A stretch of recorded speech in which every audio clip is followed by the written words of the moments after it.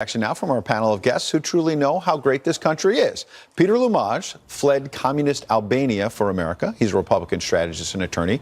Patrice Onwuka is an immigrant from the Caribbean. She's also a senior policy analyst for the Independent Women's Forum. And Jason Hill is an immigrant from Jamaica. He's also a professor at DePaul University and the author of We Have Overcome. We appreciate all of you being here.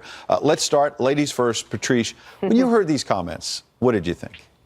I thought it spit in the face of my family, who sold everything and came to this country with 5 suitcases of clothes and 2 little kids to start over in a poor, drug-ridden environment. But my parents have always held that America is the greatest nation because where you start does not determine where you go. And here I am on a national television show talking about how important immigration is and how great this country is. Peter, I mentioned your family fleeing communist Albania.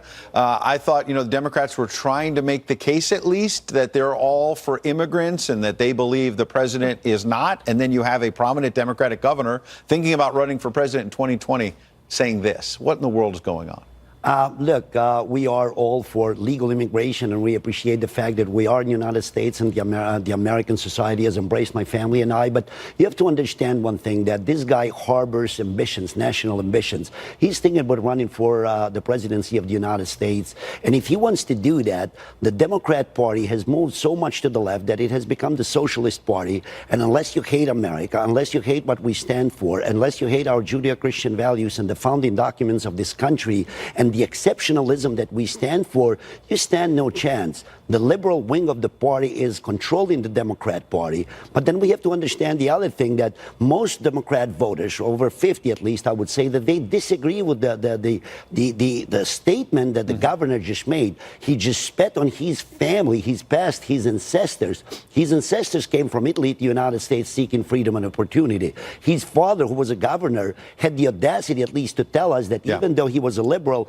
he admitted the fact that we are a great nation and that our greatness is exceptional. Jason, that's an interesting point, and I tried to make that a little earlier in the program, and I was saying, even Republicans who did not like the policies of Mario Cuomo, his late father, the former governor of New York, of course, his '84 convention speech in San Francisco lit up the nation. It wasn't just liberals. It was saying, the immigrant story from Italy and how you can make it in this country with almost nothing, just the shirt on your back.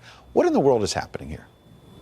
I think it was very unfortunate. I came to America with $120 in my pocket, thinking that America is not only the greatest country on earth, but the most moral country on earth. And what people need to realize is that what makes America the greatest country on earth and the most moral is that it is an unprecedented phenomenon forged in the crucibles of a unique experiment. America is the only country in the modern period that is based, whose citizenship laws are based not on ethnicity, not on race or blood, but it's open to everyone.